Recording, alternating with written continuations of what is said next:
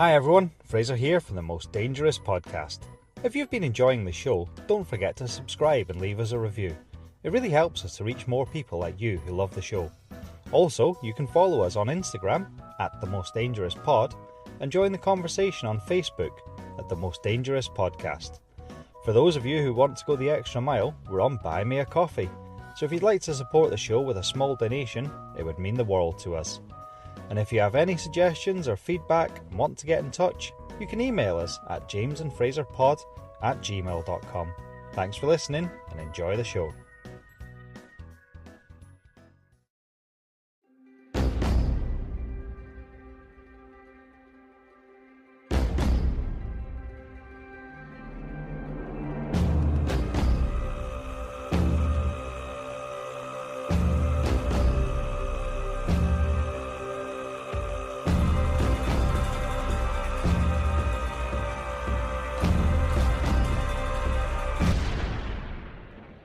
Hello, welcome back to the Most Dangerous Podcast. How are you this week, James? Are you good?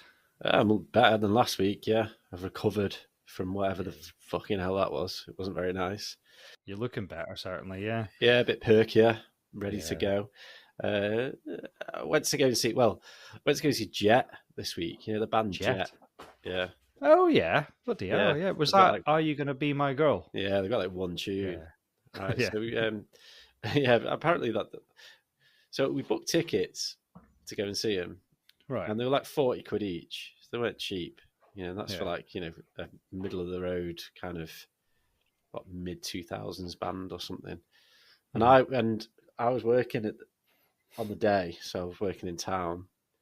So I took my rucksack with me because I had my lunch in my rucksack and things like that. Yeah. And we got to the gig and I met my partner, like Katie, after work, and we had a few drinks and I went. We got there and the guy wouldn't let me in because I had a rucksack. Oh, really? Yeah, so it's like, well, can I just put it in the cloakroom? And he's like, no, policy, you can't put it in. So it's like, look, there's nothing in it. So I opened it. I was like, literally, there's like an empty lunch. That's it. There's nothing. No, sorry, mate. Sorry. So what he said was like, there's this thing called like Stasher, this app. Right. And what you do is you can kind of just put your bags in certain places. You have to pay. Yeah. So you like log on to it and then... So he was like, yeah, if you go on that, you can drop it off somewhere and then go and pick it up later. Like it's like 6 quid or something, a bit of a rip-off. So I did that, but like everywhere was shut. So it was like a Holiday Inn that was like a half a mile down the road and stuff. So it was like, so I was wandering around and I couldn't do it. So I went back and I was like, there's nowhere to put it. Yeah. So, well, we can't let you in with the bag. So for fuck's sake, like, so I sort of bag off and I walked around the corner. Yeah. And I shoved it between two like wheelie bins. And I'll just stash it there and I'll pick it up afterwards. No one will find it, surely. There's nothing in it. Please tell me it was blown up in a controlled explosion. No, there's nothing in it anyway. So I just stashed it there and then I walked back and the guy was like, well, you've just put it in those bins around there. I was like, yeah, because there's nowhere to put it. He's like, well, no, I can't let you in though. Like, why? Like, I don't have my bag anymore. He's like, well, you can't just leave random objects like lying around in bins. I was like, but I've just put it. I haven't got my bag. Let me. So he didn't get in. He wouldn't let me in. You didn't get in at all. No, didn't know what to do. So yeah, so it's like, so it's my ticket and Katie's ticket. It's 80 quid down the drain. Shit. So we just went out for a night out and just got pissed in town. Do you remember the sad Manchester bombing? It was a horrendous thing. Well, I think that's the reason for it. Yeah. I mean, I understand, but I mean, look, but search the bag. Like, it's clearly not got like shit in it that's going to explode. Like, you know, it's not. I opened it for him. I give him all. Like, I took all the stuff out. I was like, look, there's nothing in this bag that's going to cause a problem. Not like you're acting suspicious. Yeah, I was like, have you not got a cloakroom? He was like, yeah. I was like, can I put it in there? No. But you could have a coat with 17 pockets in it. Yeah, exactly. Fucking ridiculous, man. So yeah, 80 quid down the drain. A bit pissed off, really. But then I was going to complain. I was like, oh, I'll see if I can get some money back or something. And then I went on the website, and the policy is, you're not allowed any bags, which I didn't know about. Yeah. It's not on the ticket or anything like that. I mean, I know for next time. And I understand it. Yeah, it's just a bit annoying. Like, what I tried to get. There's nothing I could do about it.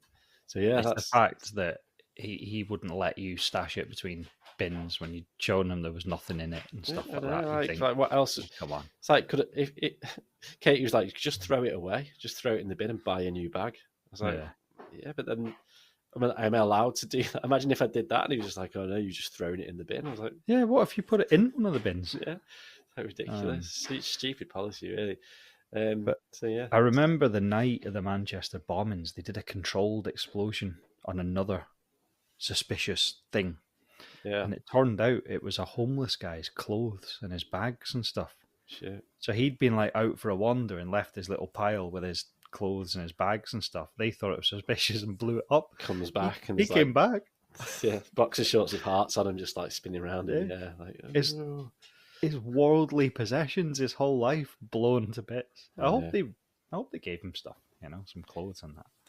I do get it. I do understand, but it's just really annoying because if it should be on the ticket, like don't bring a bag or something, Yeah, it's when they get.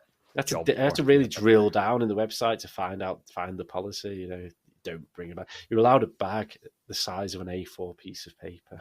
That's the rule. It's like a handbag, isn't it? Yeah. Like don't bring a bag, but if you have to, A4 size bit of paper. Yeah. So James, so I realised something really, really sad tonight. I got quite a lot of pleasure in opening a new bottle of washing up liquid. Oh, did you? And I realised I've become a sad old man. There's something like, it's exactly the same as when you fill up your screen wash. Like I opened this new bottle and I thought, it's a new bottle. Put loads in the sink, You surprised me because you come across this sort of guy who has a dishwasher. I have got a dishwasher. Oh, yeah. It's like, all the little kids' plastic plates with the designs on them and stuff. You got to hand wash them. They get fogged up in the dishwasher. But it reminded me, when you fill up your screen wash and every little speck in your windscreen, you go just giving it a right good blast, and then you start to get low on it. You think, I'll drive behind this lorry and get a bit of its spray to clean my window. That reminds me, actually, I did like the most manly thing in the world the other week. Yeah. So I went to see my friend in Chester, a good friend of mine called Andy, and on the way back there was a bit of like smear on the windscreen, and so I did this thing, and there was no liquid in it. So I went to a garage on my way home.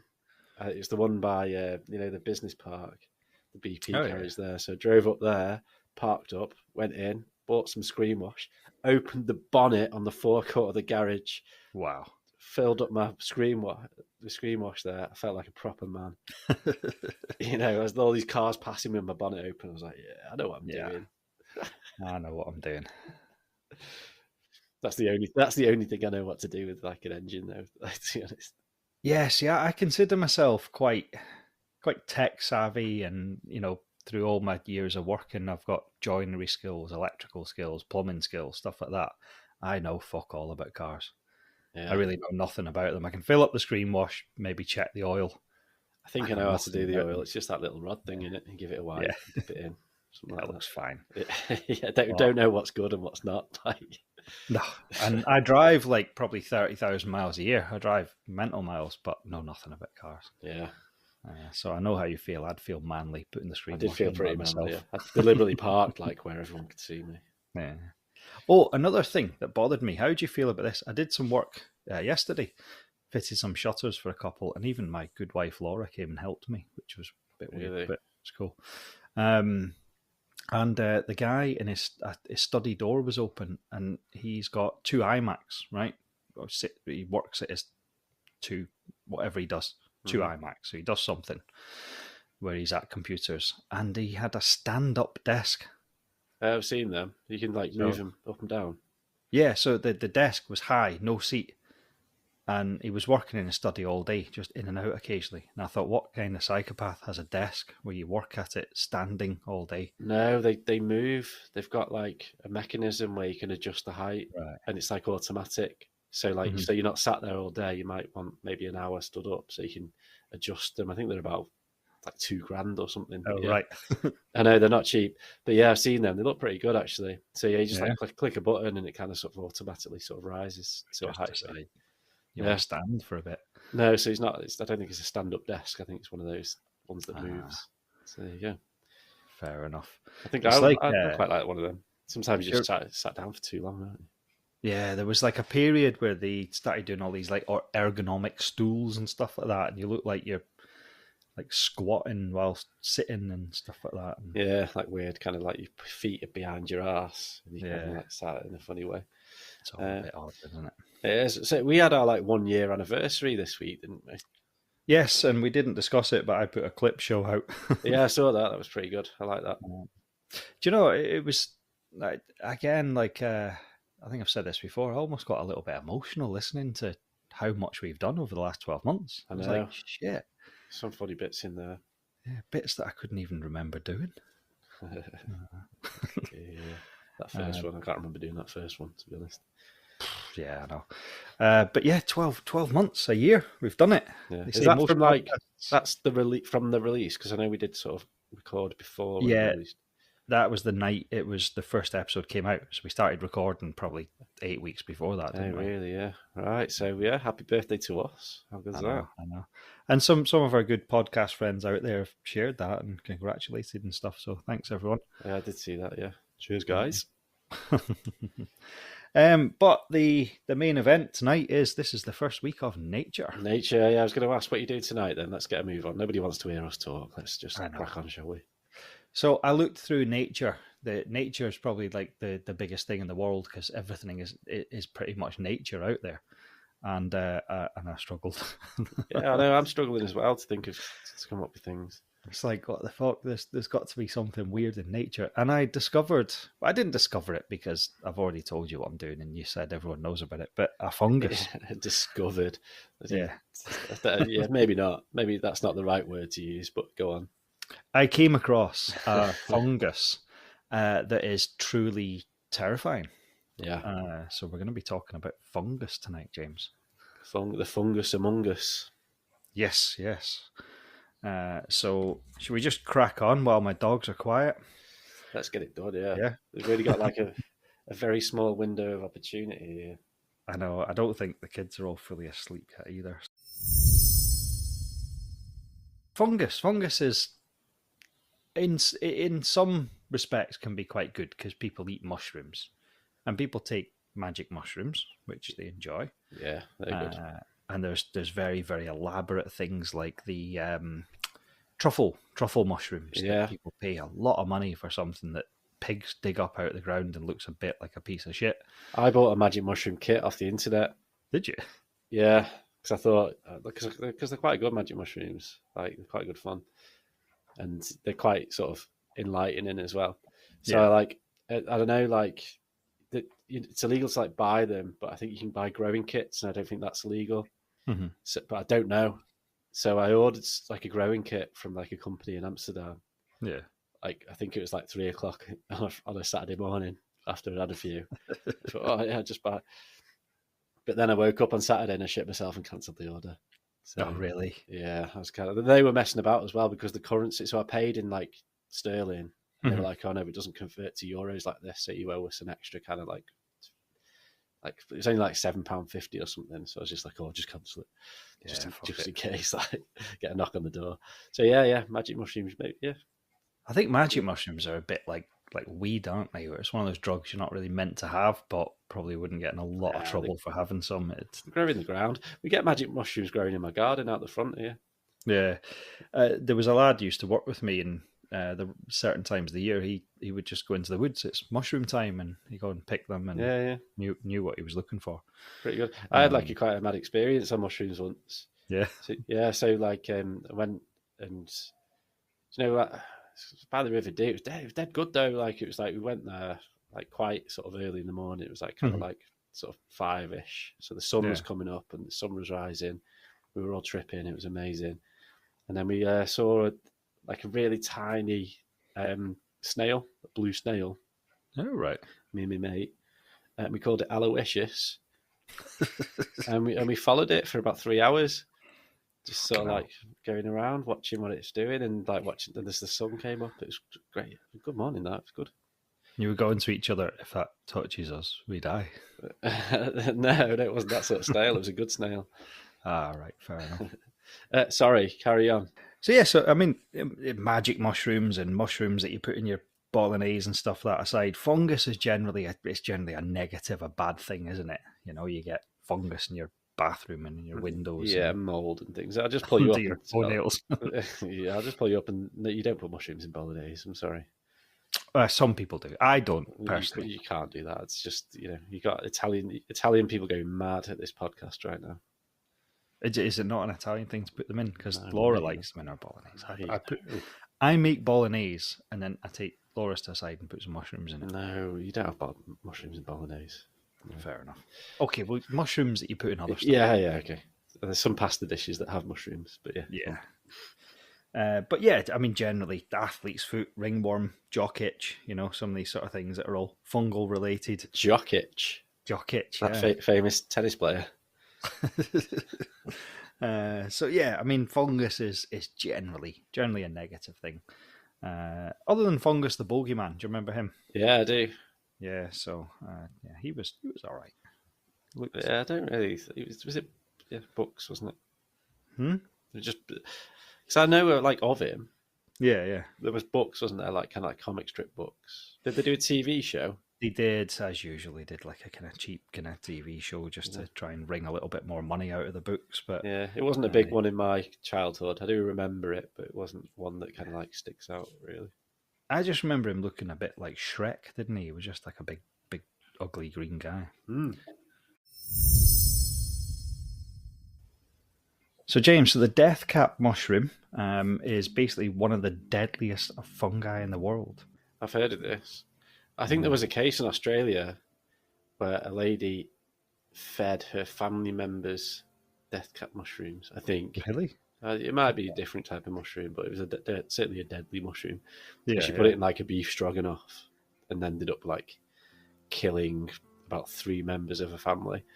Fucking hell. I assume accidentally. Well, that's what... It was a few years ago, so I should probably have a look into it. So, yeah, allegedly that was her defence, that she was like a forager and she'd go out into the woods and gather mushrooms, which people do. And she just picked the wrong ones and made a meal for her family and ended up killing about 3 of them. And I'm pretty sure they were death cap. But I might be... And I'm sure there's an episode of Midsummer Murders where the same thing happens. Right. Where like it's kind of like the perfect crime. Yeah. Because they're so deadly. So I've heard of them before. Yeah, so basically, what they say is it's got an innocent, edible appearance, and it's deceived many into fatal consumption. It produces deadly toxins. It's resistant to heat. So, like you said, if you put it in a casserole and cook it, it doesn't destroy its toxins. And the symptoms can actually take hours to appear. So it's not like something you take and go, oh, God, I feel really ill, and go to the hospital. You can actually think you're fine, and hours later you can be killed. Yeah. So that's the death cap mushroom. I'm just looking into this now. So Australian woman charged with 3 counts of murder after cooking a beef Wellington. As you know, like beef Wellington, that's that sort of like beef, the mushroom kind of pate around it. Yeah, so these mushrooms, it doesn't say what type of mushrooms. Yeah, this was in like last year. I think it's still ongoing, so probably can't say too much about it. But yeah, so... Bloody hell. So she's been charged with murder. They must think she's done it, but we'll stay clear of that after still talking about it. Yeah. So another one we've got is called Cryptococcus neopharmans, a fungus that affects people with weakened immune systems, and it particularly causes lung infections and meningitis. So this is found in soil and bird droppings, and it can be inhaled unknowingly. So it's like a spore fungus in the air. And it can remain dormant until it infects the host's body, so it can just lie there for years. That's weird. It just sort of sits in the system, and then if you get like a chest infection, it goes, fuck you. Yeah, it waits until you're weak. So it can cause meningitis. People that are sort of immune compromised, with people with HIV and AIDS and stuff, are obviously more at risk. Symptoms include fever, headache, confusion. And it can be treatable with antifungal medication, but only if it's caught early. Yeah. Have you seen those ones that are like, it might be like, what's the difference between a mushroom and a toadstool? Do you know? No. So I think it's visually, maybe. is it? Have you seen those ones? I don't know whether it's a mushroom or a toadstool, which is like red. I think it's got like either yellow dots or white dots on it. And I like the proper like Super Mario type ones. Yeah, and it looks like fantasy, like something out of a fantasy book or something. But that just looks like dangerous as fuck. Like, yeah, just don't go anywhere near it. Like, I've seen them for real once on a golf course. Really? And it looked like someone from Alice in Wonderland had put them there. It was all just green and brown and stuff, and then right in the middle, but it was by a tree, these fucking big red mushrooms. I was like, shit. It's like, it can't be good for you then. Oh, hang on, here we go. Amantia muscaria. Oh, that's what they're called. I don't know if they're this is your podcast. I'm sorry to hijack it, but they I don't know if they're deadly. It doesn't say. Yeah. Known to be toxic, used by shamans in northern cultures. Bloody hell. Yeah, so there you go. That's pretty cool, then, Martin. A shaman again. It's one of them, like witch doctor. Like, right, yeah. Yeah, like voodoo and all that. But northern cultures, though. So the shaman will heal you. Yeah, eat these random red mushrooms. Yeah. Another fungus that came up was Fusarium oxysporum, commonly known as the banana killer. Oh, yeah. And it's a fungus that nearly wiped out all of the bananas worldwide. Really? Yeah. It's known to be, it's called Panama disease. It must have obviously started in Panama. And it infiltrates the banana's roots, disrupting water flow and leading to the plant's death. It's a major threat, particularly to the popular Cavendish banana. Now, it's not really dangerous to us, but... Well, I like bananas, so yeah. Oh, yeah. But apparently in the mid-20th century, it genuinely nearly caused the extinction of a whole species of banana. Shit.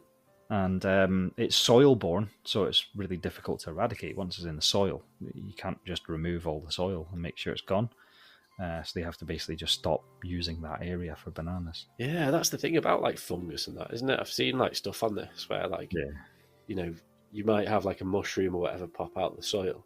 Mm-hmm. Underneath there's like this huge network of the fungus that goes potentially for like miles. It's like there's a massive network of kind of like the main body of the fungus is actually underneath the ground. Yeah, that's just its little bit that pops out, see what's going on. Yeah. Have you ever seen those? They call them fairy circles, and it's just like an unexplained circle of mushrooms in grass.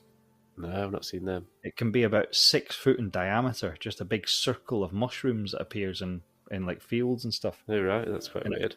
Perfect, and people call them fairy circles because fairies make the mushrooms, Yeah. Obviously. It goes without saying. So before we get into the main one, the last one that came up, we've talked about this before, and I don't know if you remember. Claviceps purpurea, better known as the ergot fungus. Ergot. It's a fungus that infects rye and other grains, producing alkaloids that can cause intense hallucinations, gangrene, and sometimes death. Oh, really? No. When did we talk about that? Do you remember the dancing plague? Oh, right. Okay. They thought that was caused by ergots in the wheat because of where it was stored, and it was a particularly damp. Oh, I see. So this obviously is known to cause hallucinations and convulsions, and that's what they thought this dancing plague was everyone convulsing and having a fit. Yeah. And in the past, it was actually the alkaloids that this makes was used in the synthesis of LSD. All right. Okay. Interesting. So I think like more research needs to be done into like mushrooms and like the hallucinogenic properties and things like that. Like people like microdose, don't they? Like LSD and stuff, and it's supposed to be good for like your mental health and things like that. And I'm not saying like LSD per se, because that's more of a chemical thing, but like like magic mushrooms, it's a natural thing, and it's kind of like this. I've read that potentially it does have positive psychological effects with taken reasonably, and what's the word for it? forget it. What's honestly, I'm getting old, man. Like my brain just stops. Like I'll be like talking, and my brain just goes, "Fuck off." Yeah, it just goes, I'm tired. Fucking leave me alone. yeah. It's been a long week now. There's some podcasts. Don't overindulge in it. Basically, what I'm trying to say. If you don't take 20 kilos of magic mushrooms, you'll be fine. But yeah, the key is to know what you're doing. There's some podcasting friends of ours. I know we both listen to their podcasts, and one of them, he regularly, by the sounds of it, takes magic mushrooms, knows what he's doing, and he says, I just take some and I'll go for a walk, and I won't go on a big trip. It's just, I know what I'm doing. Yeah, exactly. Yeah. I think there needs to be more sort of like research into it potentially, and like I think it perhaps has some sort of medicinal purposes. And I don't know from the stuff that I've read and things like that particular types of mushrooms would be beneficial to people with certain health conditions, mental health conditions particularly. But anyway, that's one of the greatest life-saving drugs ever invented was due to a fungus, which is penicillin, wasn't it? That was like a mold, wasn't it? Mouldy bread, yeah. So James, so we're on to the main event, the fungus that is the reason we're talking about fungus tonight. And this is truly like an alien type thing. I've seen it before on the old David Attenborough shows, and I know you're no stranger to The Last of Us, because I can see The Last of Us poster behind you on your wall. Absolutely fantastic game. I love it. Did you actually play through it? Because I bought it for you. I've played through most of it. I haven't finished it yet. I bought it for you like 3 years ago. I know. It is amazing. It's an incredible game. Did you watch the TV series? No, because I want to finish the game first. Oh, right, okay. Well, both are excellent. The game is one of the best games ever made. So the TV series doesn't let it down then? No, it's an excellent TV series. I do highly recommend it for anyone who's not seen it and enjoyed The Last of Us, the game. Even anybody who's not played the game, jump in on the TV series. Well, what I'm waiting for is I'm waiting to get a PlayStation Portal, because basically the PlayStation 5 in our house is in Murray's room, and my PlayStation 4 is in the other little living room that I never go in. Oh, yeah. And if I get a PlayStation Portal, basically I can fuck off my PlayStation 4 and I can play on Murray's PlayStation 5 anywhere I want in the house, and I can start cracking on through games again. Yeah. Because I do tend to, I'll sit and play on my Switch because I can play that in bed and stuff like that. So, all right, anyway. I'll let you off then. Yeah, but it is. I'm enjoying it. It's a mint game, but I play it like once every 2 or 3 months. Yeah, just get it finished. Right. Anyway, sorry. Go on. So, perhaps for the most unsettling fungus of all, Ophiocordyceps, the real-life zombie fungus. If you're a fan of The Last of Us, you're in for a treat, because this fungus served as the direct inspiration for the game's horrifying zombie-like creatures, as we've just said. The clickers. Yeah. So let's set the scene. Imagine a peaceful forest, the kind where sunlight filters softly through the trees and the air hums with the quiet activities of insects. It's the perfect picture of calm, until we zoom in on a small ant walking among the leaves. Little does this ant know it's about to cross paths with one of nature's most notorious and fearsome pathogens. Now, we said we'll call it cordyceps. Yeah, I think that's kind of like the common. Easier. Yeah, rather than going through the full name, that'll be fine. People know what I'm going to go for that. So cordyceps, a fungus that will take everything from it. The sinister fungus works with terrifying precision. It begins life as a microscopic spore drifting through the air, silently searching for a host. When one of these spores lands on an ant's body, it immediately sets to work. Now, this is creepy as hell. I know. Like fucking alien. So the spore infiltrates the ant's exoskeleton, sneaking through the tiny cracks in its defences, and then it begins its grotesque mission. So it just lands on the ant, finds tiny little cracks in its body, eats its way in. It's kind of weird, isn't it? Because it's not like alive, is it? It's not like it doesn't have a mouth. Yeah, but I mean, the more you know about this anyway. But the more you listen to this, it's like it is alive. Have you ever seen those worms that get in insects and then they make the insect commit suicide into water? I don't. It kind of rings a bell. I think so. Yeah, like I know there's like parasites that make people do crazy shit. Animals do crazy shit. Yeah. These worms, they're a parasite. They need a host, but they when they hatch in the host, they want to be in water, so they make the host dive into water and drown itself so they can then come out the host. Imagine if that was like, it could affect humans. Yeah. It's like, fuck, I need a swim. But you do, so there's loads of YouTube videos of them getting like a cockroach and or it's usually like grasshoppers and stuff, and they put its rear end in water and all the worms start coming out. Oh, really? Yeah, because it thinks, oh, we're in water now, we can come out. It's horrible. Worms, might do worms. Worms, yeah. So the spore penetrates the ant's body and starts to grow, threading its way into the ant's muscle fibers and, most importantly, its brain. Rather than simply killing its host outright, the fungus takes control. It releases mind-altering chemicals that manipulate the ant's nervous system, effectively hijacking its body and turning it into a zombie under its control. Yeah. Mad. It's weird, isn't it? Like, so powerful, Yeah. But that's what you're saying. It's like it's almost got thoughts. It's like I know. But it's like just a natural thing, isn't it? Like it wants to survive as a species, I suppose. Like even this, it's so mad though because it's not alive. Well, it is alive, but like it's not like it's got no conscious thought. Yeah, like do ants though? Like, you could imagine an ant having a conscious thought. I suppose, kind of going, I've got to go over there and get some leaves. Yeah. The line. Where's the line? Yeah, exactly. Let's carry all this mad shit over here. Yeah. Whereas, like with a fungus, you just because it's like a plant type thing. I mean, I'm not a scientist, as you can tell, but like it's like that sort of like you sort of class it in that sort of planty thing kind of territory. Mm-hmm. But it seems like it's kind of like deliberately, actively knows what it's doing. Knows what it's doing. Yeah, it's weird. A scientist will say that's the wonder of millions of years of evolution. Yeah, it's just evolved. I saw a YouTube video once where a guy put a boiled sweet down. There was one ant walking about, and the guy put a boiled sweet down, and the ant had a little taste of the sweet. Then the ant fucked off, and then he moved the boiled sweet, and the ant came back with all its mates, and they were all like, "Where's the fucking sweet?" You said there was liar. A sweet here. Yeah, it's like he had gone to get the crew. I found one here. This poor ant is going, it was definitely it. Yeah, bullying ants, that's terrible, isn't it? So the ant, now under control of the fungus, begins to act in a strange, uncharacteristic way. It abandons the normal behaviour of its colony, leaving the safety of the nest and wandering aimlessly. But this is no accident. The fungus is directing the ant with one singular goal: to climb. And climb it does. Up a plant, a blade of grass, or a tree.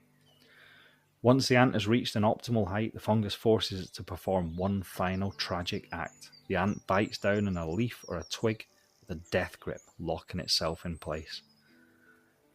Why? You ready? The ant is still alive, but paralysed, and soon it dies. However, its body remains firmly attached to the plant, and that's exactly what the fungus wants, because now the real horror begins. In the hours following the ant's death, the fungus erupts from the ant's body in a nightmarish spectacle.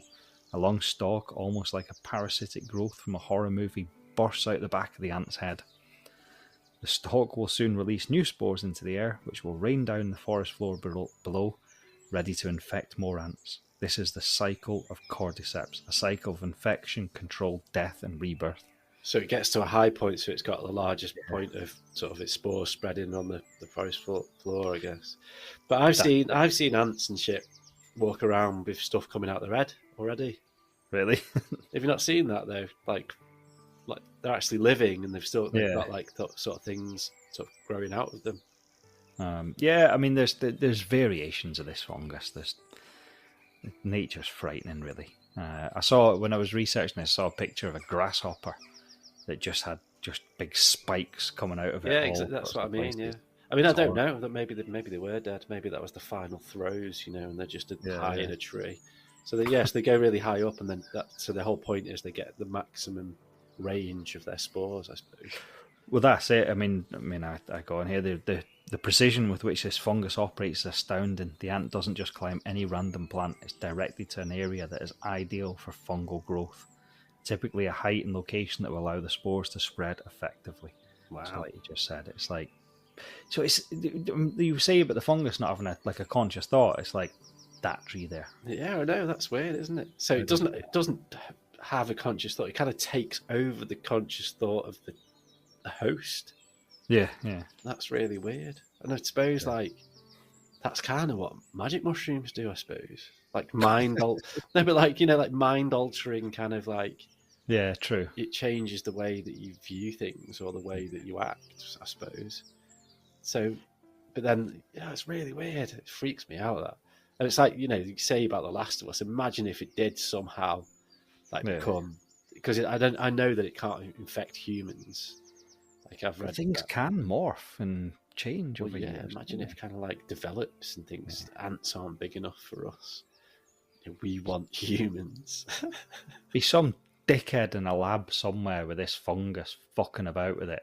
Yeah, and like COVID, it'll be people walking about with big trees growing out the back of their head and stuff. Shit, that'd be the end of days, that, man, honestly. That's how the world will end, someone just fucking about with something. Do you reckon it's like Putin and fucking Israel and shit like that, man? I don't know if it's... I think it's more likely to be that than a fucking fungus. Do you think war will be it?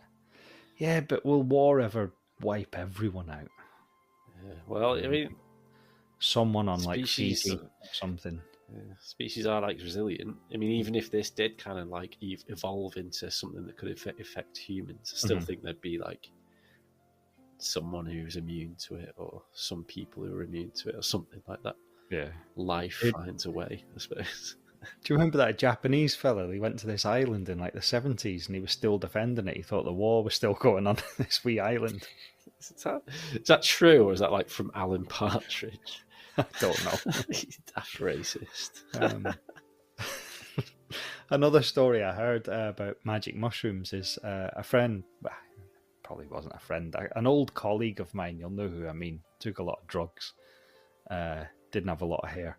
Didn't like me for some reason. Didn't like you, yeah. Thought that like I got him sacked. Like, fucking what, mate? But I asked about you. Like, he told me a story about taking a load of magic mushrooms, and he found one of his friends sitting in the garage up at the top of a set of stepladders, umpiring a tennis match. Yeah. I mean, the power of mushrooms, man. The power of fungus. Whether that's true or not, I've no idea. Yeah. So, in conclusion, and whilst we aren't at risk, at least not yet, the possibility of a parasitic fungi adapting new ways isn't completely outside the realms of science. For now, the zombie apocalypse is limited to the world of ants and beetles, but it's a powerful reminder of nature's dark side. Oh, there we go. Like we were just saying. My podcast on fungus. How'd you like that? Is that it? That's it, yeah. Yeah. All right. I could have dragged the arse out of it, but... No, good effort, yeah. Good effort for your 10 minutes work there. Yeah. Took more than 10 minutes putting that together. Did it? Yeah. All right. No, excellent. Yeah, I do. It's a very interesting subject. Yeah. Yeah, I think it's a shitty thing, fungus. It's just a pain in the arse, isn't it? I had mushrooms growing in my bathroom once, which wasn't really proper mushrooms. Yeah, in Chester. It was like, it's fucking grim. Really, the place up on the rows. Yeah. You know the ones that you see growing out the side of trees that are kind of like sort of flat. Yeah. It was like them growing out of the tiles in the bathroom. Fucking hell. How? I mean, that you lived there, what, 2 or 3 years? I think so, yeah, something like that. Yeah. Was that place ever cleaned? We used to clean it, yeah. Did you? Yeah. It was just like it needed a proper refurb, though. You know what I mean? Yeah. It needed like my window just used to just get condensation on the window. It was so much that water literally just would drip off it and run off it on the floor. Yeah, it just needed a proper revamp. But yeah, I mean, it was quite a good location, but I'm pretty sure it was really cheap as well if you compare to like rental prices today. Yeah, your electricity was cheap. Or was it your gas? Which one was it? Oh shit, yeah, forgot about that. Got like a £900 refund. Well, it seems that you've not used any gas in the past 3 years. That's unusual. All right. It's like that's we mentioned that episode of Bottom the other day, and we were talking about sticking a Falk and the bollocks. That's the gas man, isn't it? Yeah. He's like, you haven't used any gas for 3 years. The gas man. Going? It's the gas. We make love. Yeah. Do you have anybody who looks after you? Good episode that. Yeah. Right. Anyway, we digress. So yeah, very spooky, horrible, kind of weird thing. But I do think like fungus does have a purpose and a function. Mushrooms and fungus and things like that, and it's a very important part of nature and the circle of life, I think. So this is just a bad apple, I'd say. It is, yeah. It's not. I mean, God, parasites are horrible.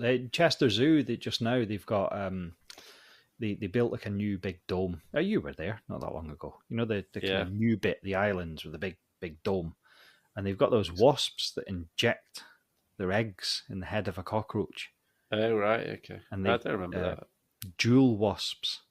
It's a little tank. You've got to know where it is, but they've got live cockroaches, and they paralyze them and inject eggs in the cockroach's head. Wow. And then they like put the cockroach in a little hole and seal it in, and just it stays alive, out, like the Foreign Legion. Oh.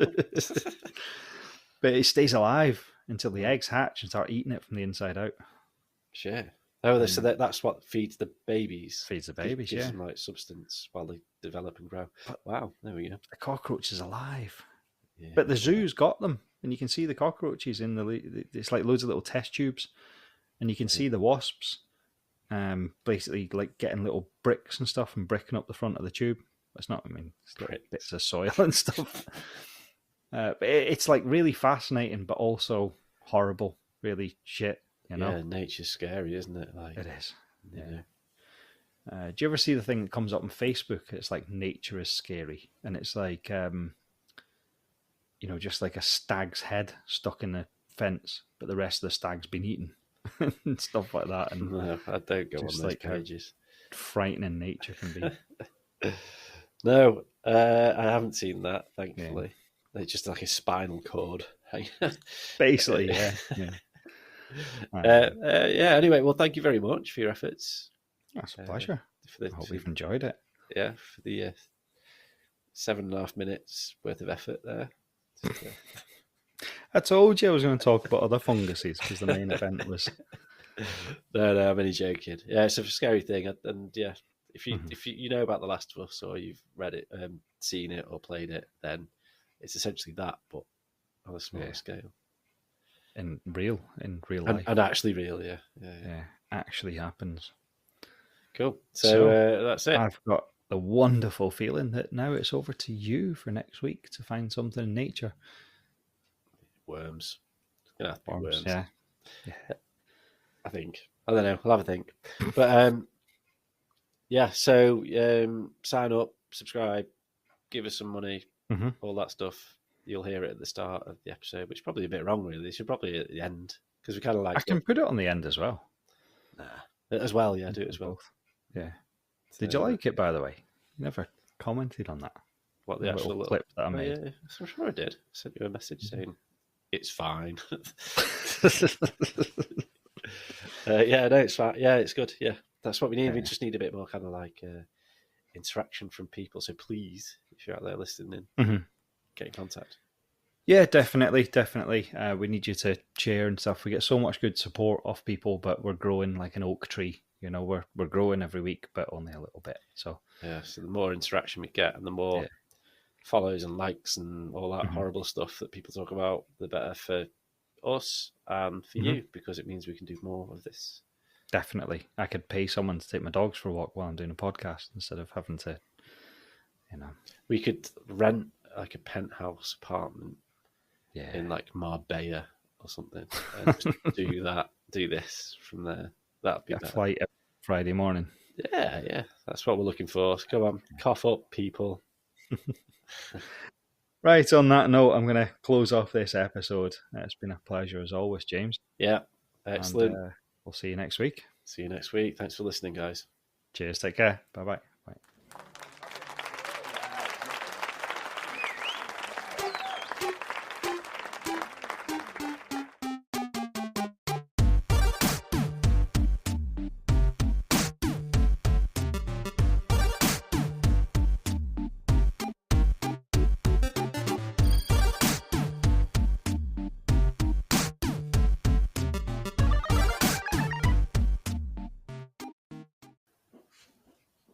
Hello, welcome back to the most Hello, welcome back to the most dangerous podcast. How are you? Fucking hell. Put your teeth in. I know.